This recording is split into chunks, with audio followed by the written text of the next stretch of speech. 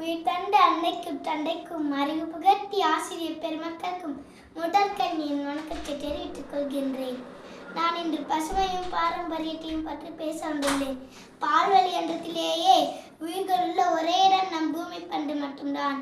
ஏனெனில் இங்குதான் நீரும் காற்றும் உள்ளது. நல்ல நீருக்கும் காற்றுக்கும் முக்கிய காரணமாக அமையோட பசுமையான காடுகளாகும். அந்த காடுகளுக்கு முதன்மையானவை மரங்கள்.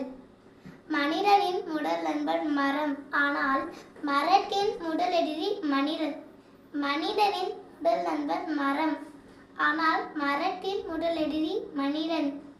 வளரும் உயிர்களில் ஆயுள் அதிகம் கொண்டது மரங்கள் தான். மரங்கள் இல்லை என்றால் நாம் சுவாசிக்க காற்றை எங்கே சென்று தேடுவது? உண்ணக்கனி, ஒடுங்க நிழல், உடம்புக்கு மருந்து, உணர்வுக்கு விருந்து, அடைய குடில், அடைக்க கடல், அழகு வேலில் ஆட தூளி, தடவ தைலம், தாளிக்க எண்ணெய், எழுத காகிதம், எரிக்க விறகு. மரம்தான் மரம்தான், எல்லாம் மரம்தான், மரம்தான் மரம்தான், மனிதன் மரம்தான். இயற்கையின் இந்த பேரழகான பசுமையான மரங்களை பாதுகாக்க வேண்டும்.